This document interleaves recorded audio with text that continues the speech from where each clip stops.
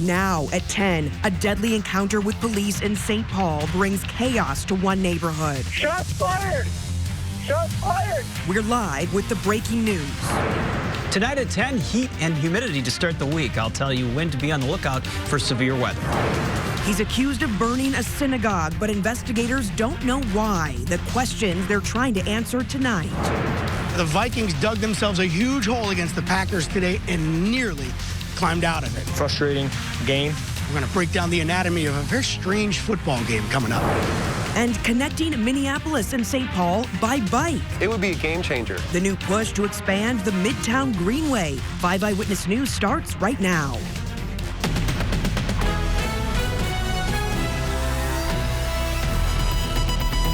Drop the knife! 21! Shots fired! Shots fired! Thomas! Hey, Griggs, what is the shot? Breaking news, frightening moments in St. Paul tonight. A man shot and killed by police. Scanner audio captured one officer shouting a command to drop the knife. This happened around 5:50 at North Griggs Street and Thomas Avenue West. Jay Coles was there within minutes. He is live now with this breaking news. Jay.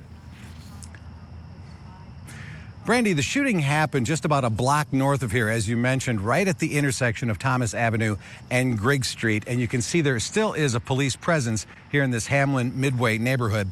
Now, you take a look at the video we shot a few hours ago. You can see multiple squad cars working the scene for evidence. There were more than a dozen squad cars at the scene when we arrived here a few hours ago. We saw St. Paul police officers walking door to door trying to find people who might have seen the shooting as it happened.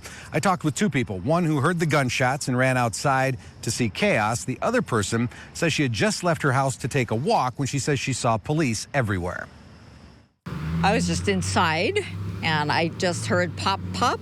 And I thought, well, I wonder if that's a gunshot or is it a fireworks, because you never know. And I thought, it can't be anything. And then I looked out the window and saw all of this. I heard on the police scanner, I heard someone say, drop the knife, drop the knife. The next thing I heard was shots fired, shots fired. And then they called for more officers to come. And you were in your house at the time? I was in my house at the time, yes. What went through your mind when you heard all that? It's 2 blocks from me. Now, sources tell me a car rear-ended a St. Paul squad car right at the intersection, and that a man got out of the car with a knife. And the details as to exactly what happened right after that are still unclear. Police are going to hold a news conference at 11 o'clock tonight down at St. Paul Police Headquarters. We're going to carry that live for you on our Facebook page and also at KSTP.com. Reporting live in St. Paul, Jay Coles, 5 Eyewitness News. Jay, thank you. This breaking story is still unfolding. Count on 5 Eyewitness News for continuing coverage on air, online at KSTP.com, and on our KSTP mobile app. Tonight's shooting comes amid a spike in gun violence within the city of St. Paul. This group gathered at the Tin Cups Bar and Restaurant near Rice in Maryland to show their opposition to gun violence. Of the 19 homicides this year in St. Paul, police say all but 2 involved guns. This epidemic sweeping across America is actually getting into our neighborhoods, and the people we call our friends, our brothers, our kids are dying day by day. Last week, Police Chief Todd Axtell revealed a 5-point plan to fight gun violence. That came after there were 3 deadly shootings within 9 hours of each other. Tonight, we're also tracking a developing story in southwest Minnesota. Crews are searching the Redwood River in Redwood Falls for a missing teenager.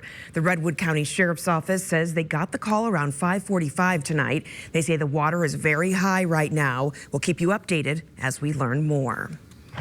Summer is not quite over yet. It'll only be warmer tomorrow. Meteorologist Jonathan Uhas, a first look at Monday's forecast. Jonathan. Hi, Brandy. We hit 82 today, and we're still at 72 right now, and tomorrow's weather is going to be even warmer. We start out with some dense fog in the morning in some areas. Not everybody will see that, but otherwise it warms up fast. We're forecasting a high tomorrow afternoon at 85 degrees, which is 13 degrees above average. I'll have your 7-day forecast coming up here in about 10 minutes. Okay, Jonathan, thank you.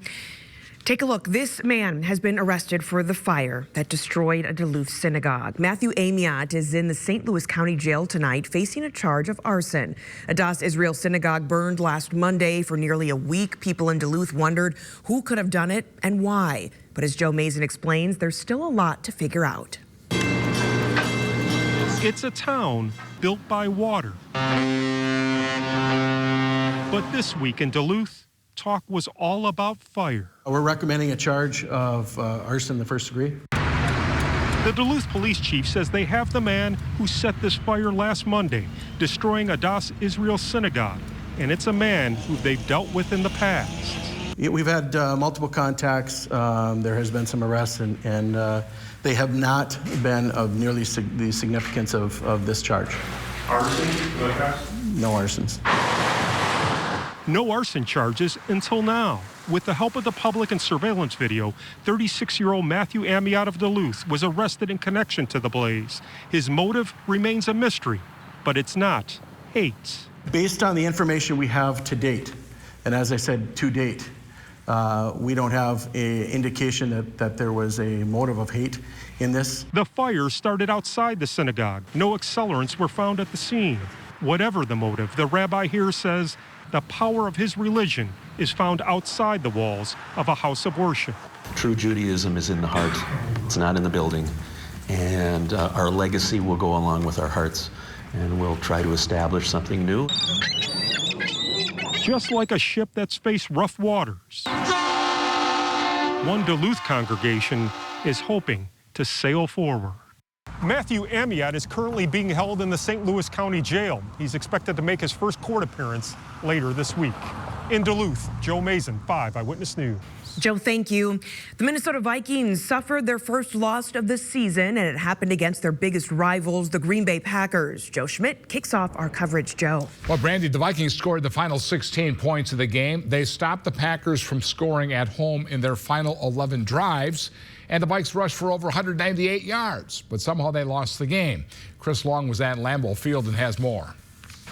The similarities to last week's Viking game today were pretty amazing. A team races out to a 3-touchdown lead right out of the gate. Trouble for the Vikings is last week it was them leading 21-0. This week it went the other way. The Vikings defense had no answer for Aaron Rodgers early on. He was surgical, leading touchdown drives on the Packers' first 3 possessions. Well, we started slow as a good football team. We just got to stop hitting ourselves in the foot and stop making mistakes. From there, though, the Vikings defense held. They didn't allow another point, which allowed the offense to get its footing. Dalvin Cook's 75-yard touchdown hung the first of 16 unanswered points. Cook ran for 154 yards in the game. You know, eventually one of us was going to make a play, to get this thing rolling. It was just me to make the play. So, whatever, to get the team rolling, to get this thing going and allow us to play to do it. But handed several chances to take the lead later, the Vikings offense didn't cash in. Kirk Cousins had a fumble and 2 interceptions, both into heavy coverage. The second came down 5 late fourth quarter. It was a jump ball throw on 1st and goal at the 8, and it was a game killer. Cousins was the first to admit this was not his best day. Very disappointed in my performance today. It just wasn't good enough at the quarterback position to expect to win. So with the wins over the Bears and Vikings, the Packers now in control of the NFC North. Coming up at 10:30, we go back into the locker room for more post-game reaction. Plus, Joe and Doogie are going to break things down even further back there in the studio. In Green Bay, Chris Long, 5 Eyewitness Sports. It is early in the season, and the Vikings should get a win next week when they host Oakland on Sunday. However, they need their quarterback to play better to have a chance. We're going to break that down for you at 10:30. Brandy? Looking forward to that, Joe. Thank you. Tens of thousands of U.S. auto workers could go on strike in less than an hour. General Motors and United Auto Workers are struggling to reach a contract agreement. If they can't do so by 10:59 our time, more than 49,000 workers will walk off the job. The union says both sides are far apart on issues like wages and health care, while GM says it's made significant offers. UAW represents workers at 33 manufacturing sites and 22 warehouses across the country. Negotiations will continue tomorrow morning. We could soon hear which gun control measures President Donald Trump supports. That could happen as soon as this week, according to top Democrats in Congress, Nancy Pelosi and Chuck Schumer. The two say they met with the president today and told him that any plan needs to include a House-passed bill to expand background checks on gun purchases. Senate Majority Leader Republican Mitch McConnell has said he won't hold a vote because it's unclear whether the president would sign the proposal into law. Supreme Court Justice Brett Kavanaugh faces new allegations tonight. They come from a male classmate at Yale University. According to an essay in the New York Times, Max Stier said Kavanaugh exposed himself at a party and that a friend pushed Kavanaugh into a young woman's hand. Stier said he alerted senators and the FBI, but says the claim was never investigated. The account is part of a forthcoming book, but Kavanaugh's defenders say it doesn't tell the full story. They say the female student didn't publicly speak and that her friend said she doesn't remember the incident. You'll recall the FBI investigated other sexual assault allegations against Kavanaugh, but it could not corroborate the stories. Kavanaugh has previously denied all sexual misconduct allegations.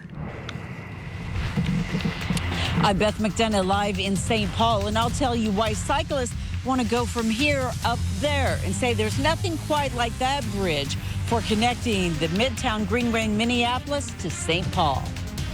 And the Saints are marking a big win with a tiny celebration. Why? You'll want to make sure you show up on time. Current temperatures around the state right now in the 60s and 70s. Going to be another warm day tomorrow. See that high up around 85. I'll have the complete forecast coming up here in just a few minutes.